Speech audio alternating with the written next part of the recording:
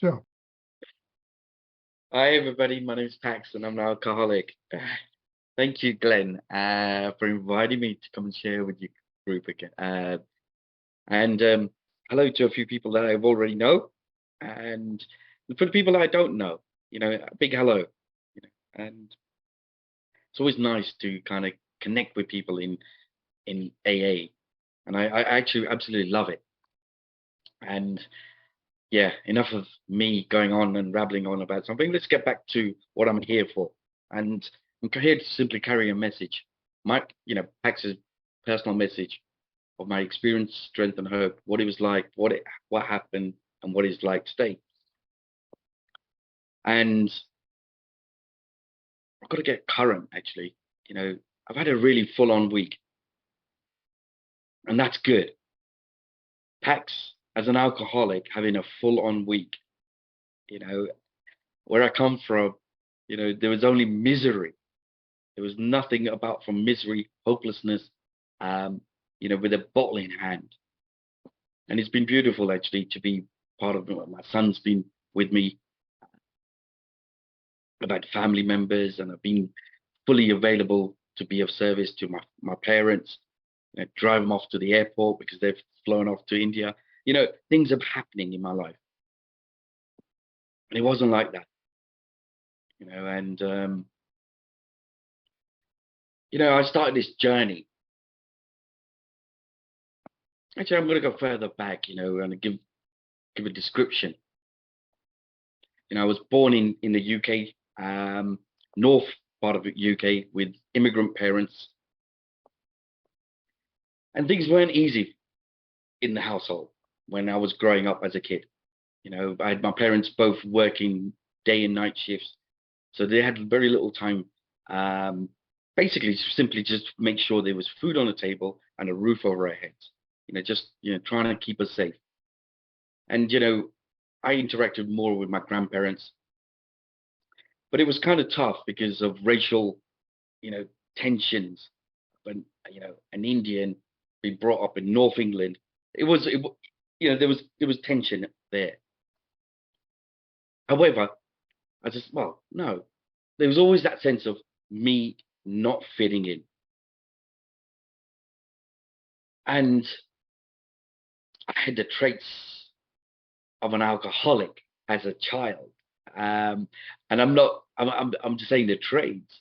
I wasn't drinking, but I had the characteristics full on. Very very young, very mischievous. You know, always being told. Whenever got told to do something, I always wanted to find my own way, or Pax's special way, or not to listen. And I found myself,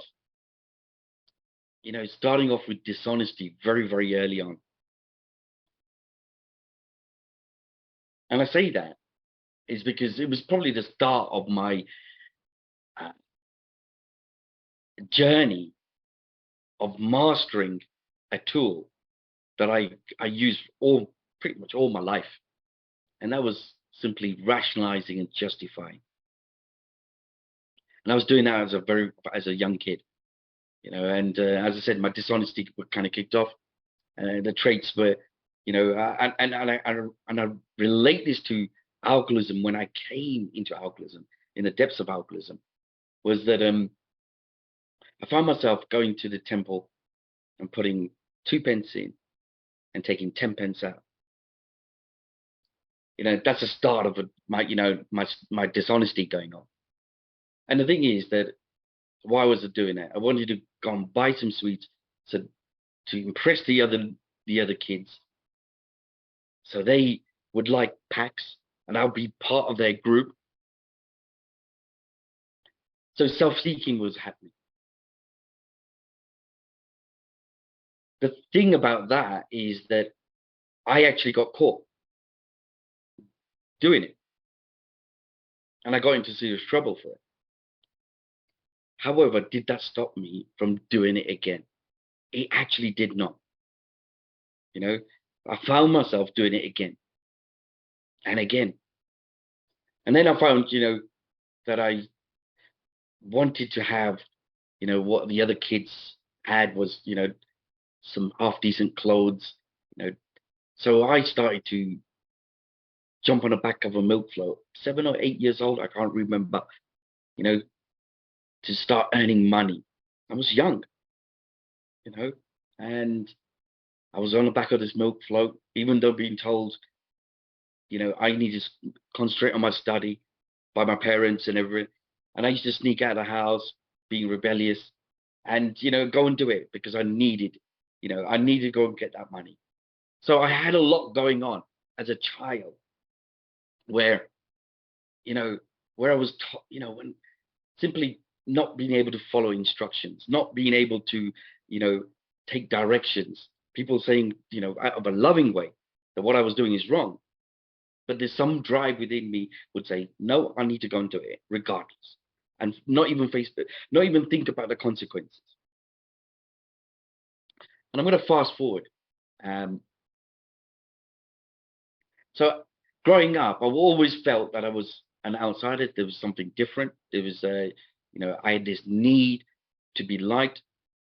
I, from moving away from North England down into London, where I am currently, and I've lived here the best part of over 30 years now.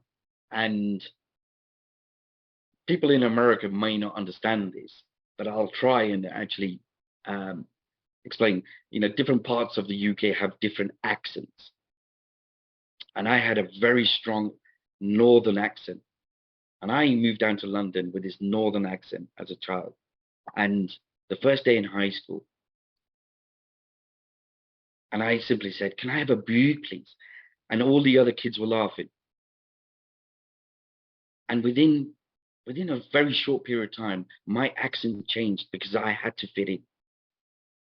And today, actually, I really miss my accent. I hear other people, and it's like I've lost a part of my identity.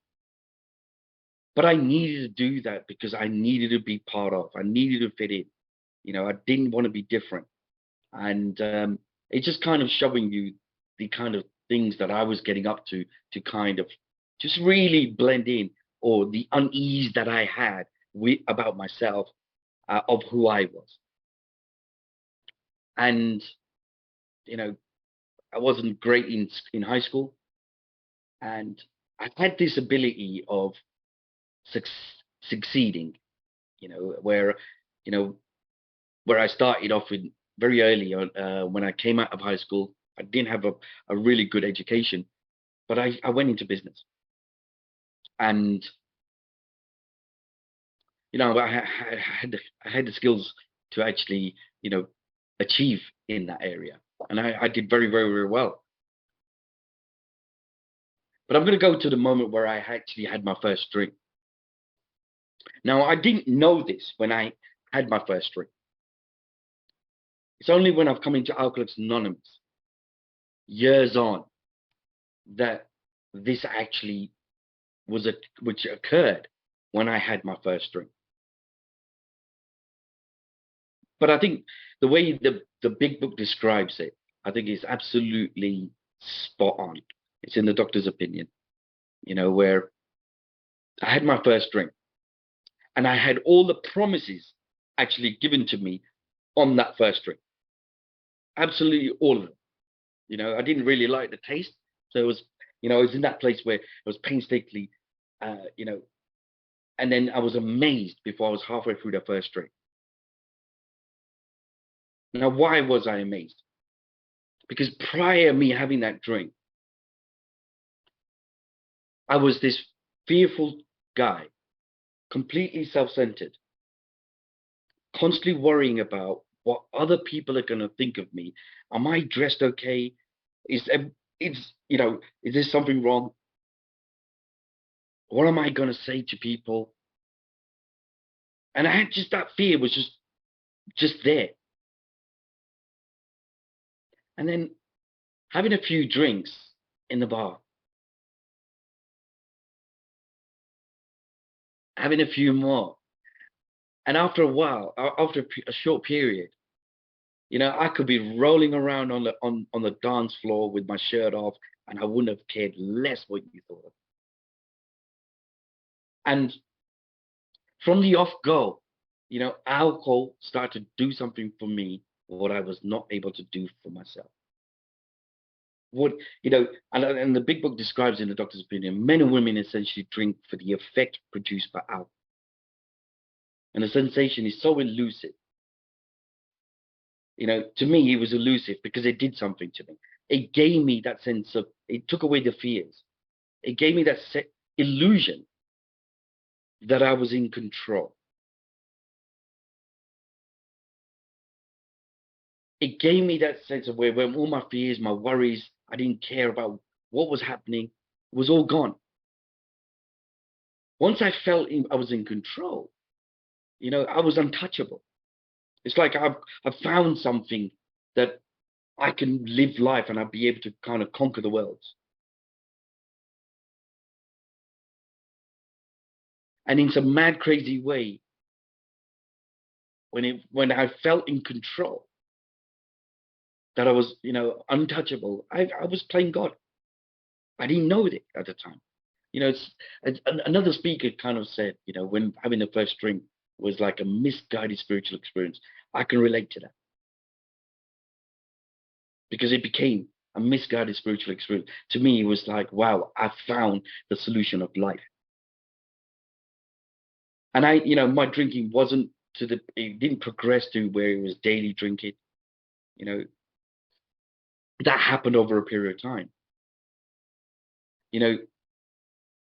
I shared something that, where I actually had this, where I was starting to master this powerful tool of rationalization and justification. And there's a beautiful line in the back of the big book, which I love, is rationalization is giving a socially acceptable reason for socially unacceptable behavior. And socially unacceptable behavior is a form of insanity. Now, in that next part of in the doctor's opinion is actually beautiful. Whilst they admit it's injurious, okay, how many times alcohol was injurious to me? So many.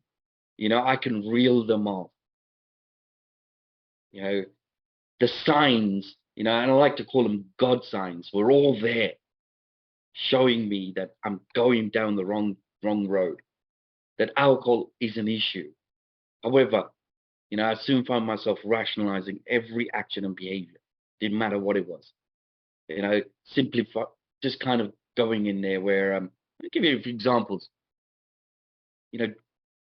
Cheating on partners, and then finding to blame other people for them. It was there, or even blame alcohol.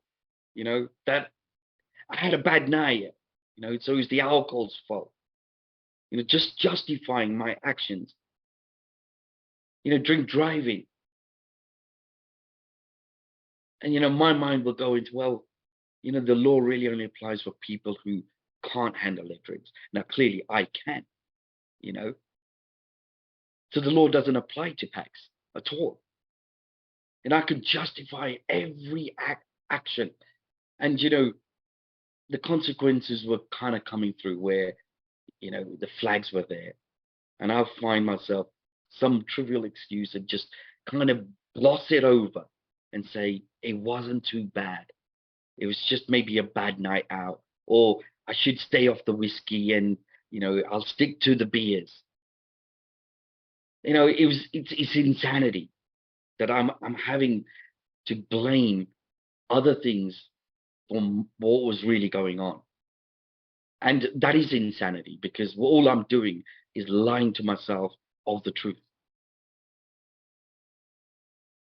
So my journey will go on of destruction, really. And, as my journey was going on, my business was excelling, which was another ego boost for me. And it was also helping to justify that I'm not an alcoholic. I'm not in trouble. Look what I have, and I had all the materialistic things around me.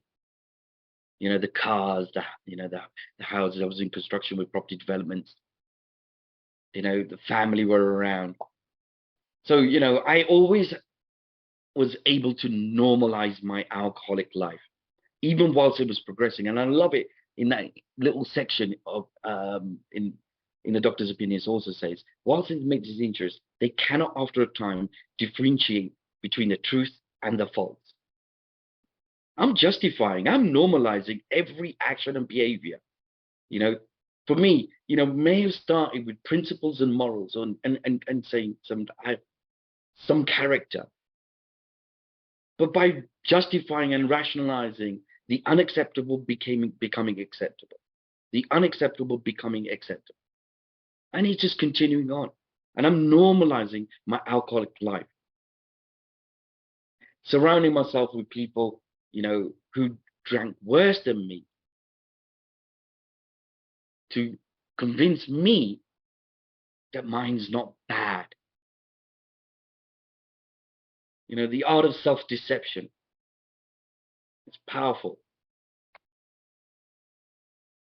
So, I got to a place where, my alcohol progressed to the point where I was drinking round the clock, and people around me, which were the very close people, the family, the girlfriend, they can see the destruction that was going on. I've normalized it. To me, I've got an excuse for everything. Whether, my stomach was hurting, I'm lying in bed, and then I'm sitting there just drinking. They can see the destruction that's going on. I was very fortunate that I had, employees at the time where they were running the business and I was too busy drinking. But it got to a place where the family were worried sick and I was thrown into a treatment center. And this was back in 2007. And I've come to in that treatment center in a delusional state of mind. My ego was off the charts. My arrogance was off the charts. Pride was off the charts. And I've come to in that treatment center and I saw where I was. And the first thought was, there's nothing wrong with me. My language, sorry. There's nothing wrong with me. Why am I here? And the first thing I want to do is get on the phone with the family members and really say to them, you're all mad. You need to be in here. There is absolutely nothing wrong with me. See, I've normalized everything. To me, I believed there was nothing wrong. I believed it to my inner core. There was nothing wrong. But the reality was the complete opposite. Everything was wrong. I actually believed that I was a very nice guy and I didn't do anything wrong because I've justified everything. I've not harmed nobody. And, but the reality was, and the big book describes it perfectly, what I actually was at that point was an alcoholic, like a tornado roaring through the lives of others. I didn't care. As long as it suited Pax, it was all right. I didn't care if it hurt other people because my way of dealing with it would be, I'm only doing it to myself. Leave me alone. Completely selfish and self-centered. Anyway, I stayed in that treatment center just to get people off. I had all that frothy emotional appeal thrown at me. And I said, okay. But the thing is that I believe that, because I was successful in business and in other areas of my life, I'll be able to apply it to alcoholism or this issue that I have, and I'll be okay. And I sat in that treatment center for a couple of weeks. And I was guided to Alcoholics Anonymous from the off-go. As I said, my ego, my arrogance, my pride, the delusional beliefs that I had, thinking that I'm special and different, none of this applies to me. And people were sharing their experience, strength, and hope. And my cocky way of dealing with it was, thanks for the information. I'll try not to do what you've done and I'll be okay. And I left that treatment center. And within 24 hours, I found myself drinking, which led me into for the next 2 years, trying to figure out intellectualize alcoholism, trying to find other ways of trying to point fingers where there's depression, where there is a mental. I went to brain surgery, all sorts of things. I did it all. I had all the psychiatry teams around me. And the one thing I didn't do was actually read the big book of Alcoholics Anonymous or go to AA, you know. And if I actually read the big book of Alcoholics Anonymous, I would have read the doctor's opinion, and which I look at as a factual that is coming from a man who has experience and specializes in alcoholism. And then I would have gone, seen in There Is a Solution. Another guy, doctor, was saying, Carl Jung, is saying that he's never been successful in an alcoholic. But I had to go through those motions. And, I spent 8 treatment centers in 2 years. But the only thing that happened was more destruction, more chaos, more carnage, more hopelessness. And I found myself drinking round the clock, 24/7 in a room with blacked out windows. And by this time, the business is gone, the family are gone. They don't want to know. Nobody wants to know me. And I'm just hopeless, alone, isolated. And there's a moment, one day, and where my hands actually went up.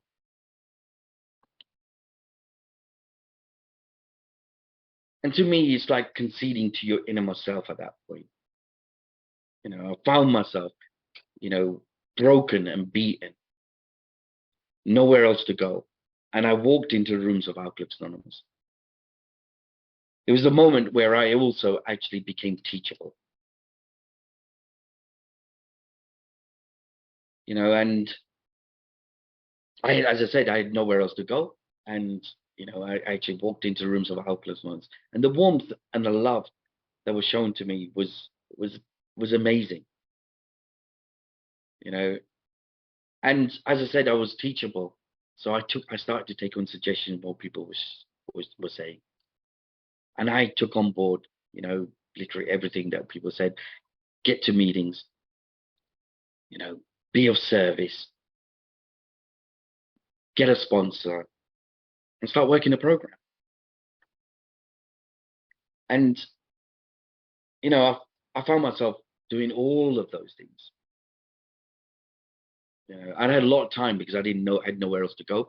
I used to spend, lunch times and evenings going in and out of meetings and just traveling around, just to break my days up right at I needed to be surrounded by like-minded people where it would help me not pick up a drink one day at a time, put some structure into my life, otherwise I'll be sat at home and the next thing I'll be picking up a drink because I did so much before that. And what was happening was that one day at a time, I was not picking up a drink. One day at a time, by not picking up a drink, I was able to, go through the program and actually, get to the other side. But one thing is, I'm going to share that it was kind of a tick box exercise. But regardless, one day at a time, I was not picking up a drink. One day at a time, by not picking up a drink, I started to become of use. One day at a time, by not picking up a drink, I was able to kind of rebuild those bridges. I was talking about, I wrecked people's lives. There's some that still I've not been able to, but I've done the best I can.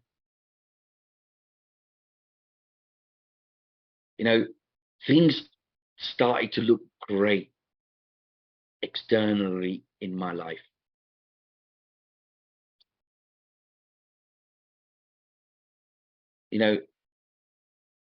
I shared where I lost a business. I managed to start onto a new business in recovery. That started to progress. It was fruitioning. And, I started a new relationship in recovery.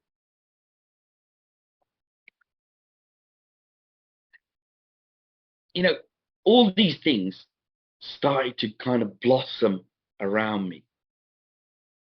And what I found myself doing was very subtly allowing those things to be more important than my recovery. See, I also confused, what the promises of this program were about. You know, I looked at it and said, a life beyond your wildest dreams. I was still in the delusional area where, and is that it was in the glitz and the glam, it was in the money, it was in success. The big book describes it, victim of the delusion that we can wrest satisfaction and happiness out of this world if we only manage well. And that's what I was doing. And very subtly, those things, the business, the partner, the family, they all became more important than my program and recovery. Best way to kind of describe it is that, it's like there's the metaphor of where you get a bowl of hot water, and I think it's a frog, but I'm going to use a duck. Okay. If I get a bowl of hot water and I put a duck into it, the impact of the hot water, it'd be very sudden, and the duck would want to jump out. And if you get the same bowl of water but cold and put a duck in it, and you slowly, gently heat that water up to the same temperature as the hot one, well, over time it will climatize. And I was climatizing very subtly into all the materialistic world. I was rationalizing. I was working a program when I wasn't working a program. I was rationalizing and I was being of service, but I wasn't being of service. I used to go in late to meetings and come out, early at the meetings because other things are more important. And why I'm sharing this is because after 4.5 years, I picked up a drink. And I didn't pick up a drink because it was a nice day and I want, everything's wonderful and great. I had a trial in my life that I was not spiritually armed to deal with. This entire program has always guided me to actually grow spiritually. And I was growing materialistically in the external life.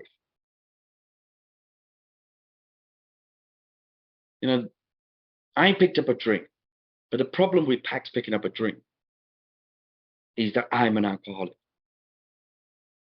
Once I start, I ain't stopping. I will set up the phenomenal craving and I'll want another. But before that, I was in that place where I was riddled with self-pity. I was swimming in a swimming pool of it. I was the victim. There was an event which was an unborn child and allegations all thrown at me, and my way of dealing with it was to just close down. And I found myself picking up that drink pretty much to kill myself. I didn't want to be on this world. As I said, once I started, it gave me that sense of ease and comfort that I always go for. But once I started, I ain't stopping. And I found myself within 3 months rolling around on the streets of London, homeless. And also in that period, I managed to get, whilst I was homeless, I managed to get frostbite and I've had both legs amputated because of the frostbite.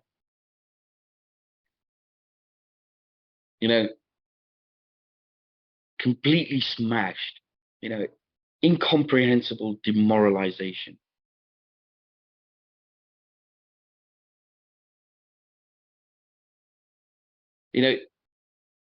I didn't know that I was dealing with an illness that was so cunning, baffling, and powerful. That even when I had 2 legs amputated, and I'm sitting in a wheelchair in hospital, I wanted to break out of hospital to go and get that drink, to just numb what my head was going through and what I was feeling, and I did. And I would do that just to change the way I feel, what's going on, and that's total insanity.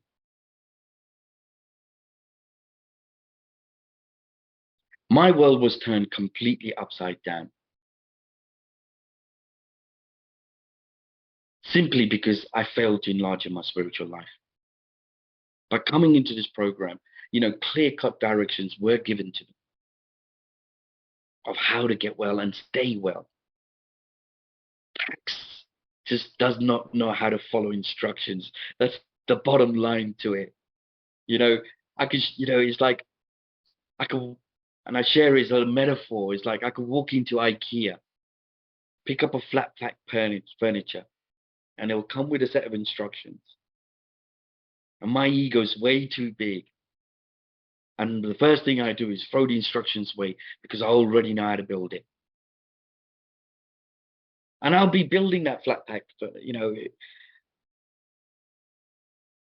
it'd be slightly difficult, but I'll get to it, but I'll have parts left over. And I'll be sitting there rationalizing and justifying. They don't need these parts. I'll justify it to the extremes and say, if they employed me, they'd be saving millions. Simply because I cannot admit that I made a mistake. I should have just looked at the instructions and followed them. It's the same thing with this program. I was still the man, where the program kind of says to us, half measures avail us nothing. I didn't even grasp the nature of this illness. I had one toe in and the rest of my body outside the program.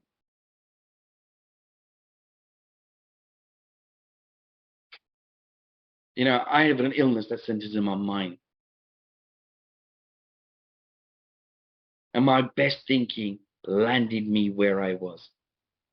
I love it when the big book it describes it and saying, we alcoholics crushed by a self-imposed crisis. I was crushed.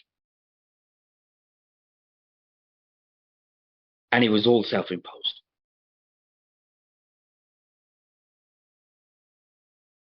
It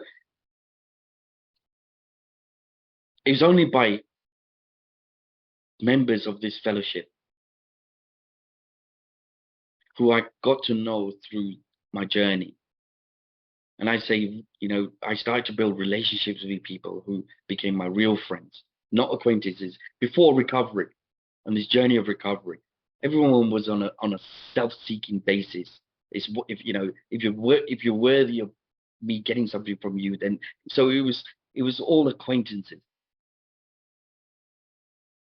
But I started to build real friendships in recovery.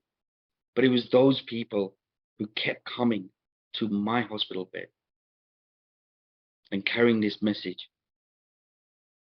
And the message was a simple message of hope. People kept coming and and those simple words of things are gonna be okay.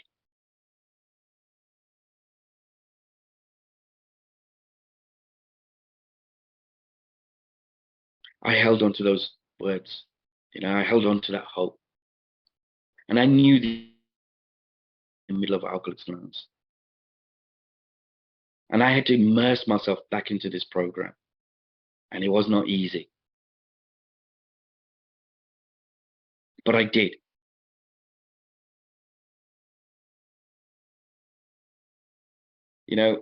When I came back into this program, I knew at that point, I know it wasn't step one that was my issue.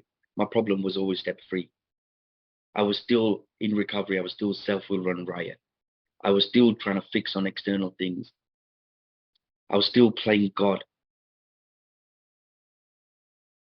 But I shared that one line, once I was crushed by a self-imposed crisis, and the next part of that was I had to fearlessly face the proposition that either God was everything or God was nothing. What was my choice to be? I relate that also is that either I'm in a program or I'm not in a program.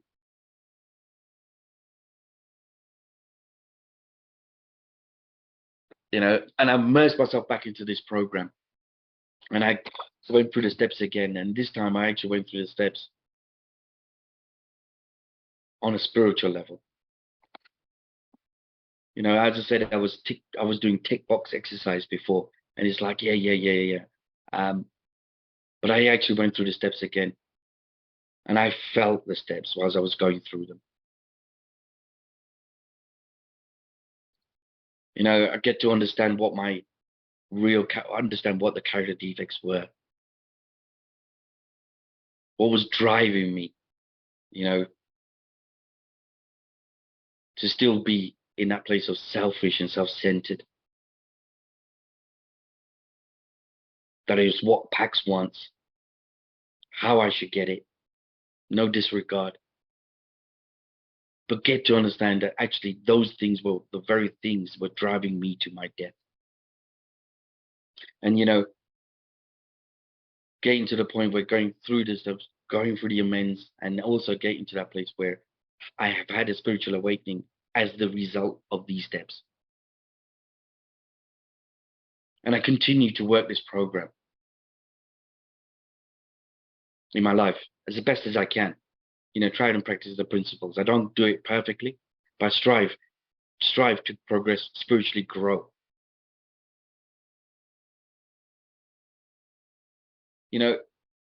My life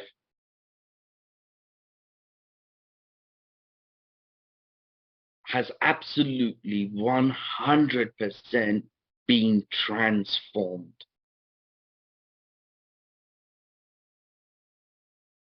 The way I used to think has completely changed. My attitudes have changed. When I said I used to still have those fixes, I was still trying to change the way I feel with external things. But what the program has done for me has actually healed me from the inside out. I was a broken cookie on the inside. I was too full of fear. I had armors around me, will not let no one in there. If somebody asked me, Pax, how you doing? Oh yeah, I'm great, I'm wonderful. That would be my way of confidence. But I'd be all lost and just fearful. But it's that the program has helped me to heal from the inside out. Simply by overcoming the spiritual malady. And I've been given the priceless gift. What the real promises are, that I actually have peace from within. I am content with who I am, as I am, and I have no need to change anything. I'm able to look at myself in the mirror, and I'm okay with who I am as I am. God blessed me for throwing me on a wheelchair, because I was a headless chicken running 100 miles an hour prior to this, going the wrong way again. And it was God's gift to me by putting me on a wheelchair, and in a funny way, it's like, shut up and listen and see what's really important in life. I'm very, very grateful that actually I lost 2 legs, because that's what brought me back into this program to be where I am today.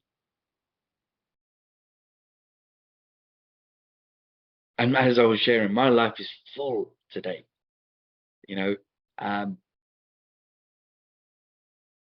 I get to enjoy those things. If I was drinking, none of these things, what I have today, I've managed to go through the whole court system to actually, have, to be a present father in my son's life. I didn't see him for the very first 5 years of his life, so was able to kind of get through all that kind of stuff and actually be present, and just to see him walk through to my place and him coming running to me, it just kind of warms that, that I'm actually available. I wouldn't, Pax left to his own devices, I would not be here today to be sharing with you guys.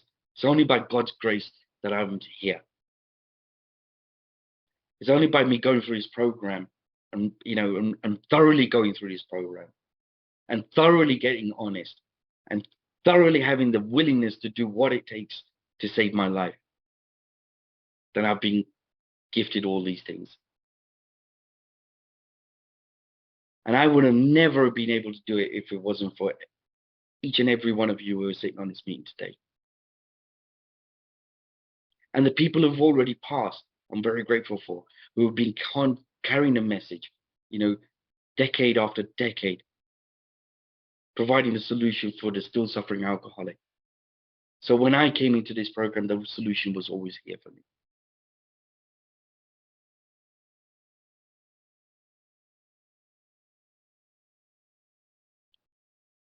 Gets me emotional, and it's how powerful this program, this fellowship is.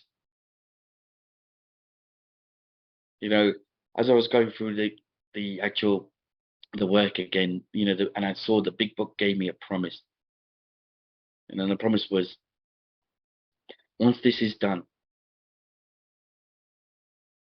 that I would enter into a new relationship with my Creator, not an old one.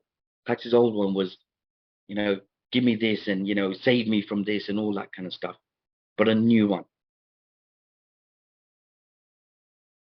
And I would have the elements of a way of living that answered all my problems.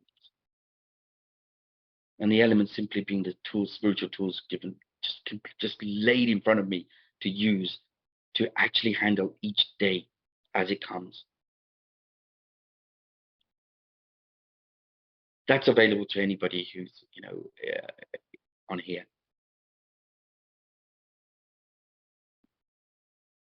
But I had to work that program, and I still have to continue to work this program thoroughly. And I'm kind of slowing down. And whenever I do this, I know that I start going in my head, and that's not a great place to be when I'm sharing from the heart. But I'm going to wind down, okay? And when I started this journey, as I shared, I said I was full of fear, okay? I was so scared, but I would not let anybody know that I was scared.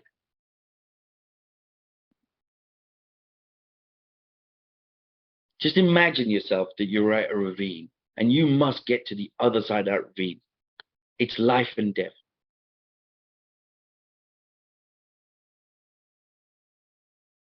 And there's a wooden bridge that goes over that ravine, and it's broken slats of timber on it, just like in Indiana Jones. And you're so full of fear that you don't know which step you will take, and you will fall in a ravine and die.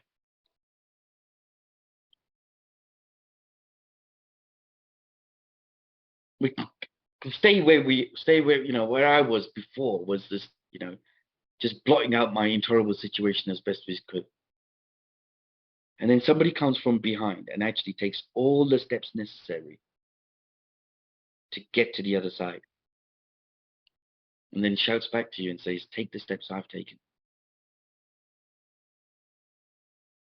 You get a choice.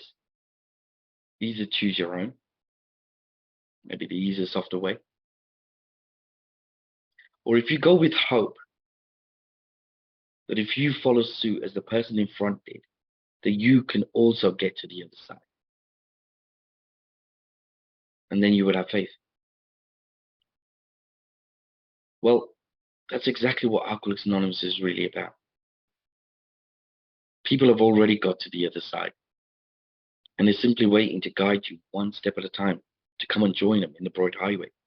And then we're able to come across the bridge again, as we know how to get across, is to kind of bring somebody else across. Something that I failed to do in my first journey was, take others through the steps, where a very kind mind took me through the steps, because I was still selfish and self-centered. But yeah, I get to do that work today, to be of service for the newcomer, try and help them, try and, share my experience with them, and try and guide them through the steps. But we're able to do all that.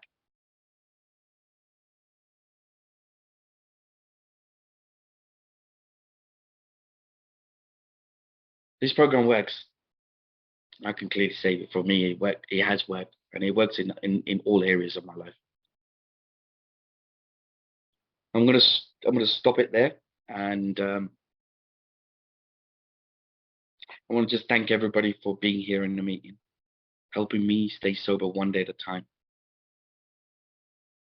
And I wish you all the best. God bless you all.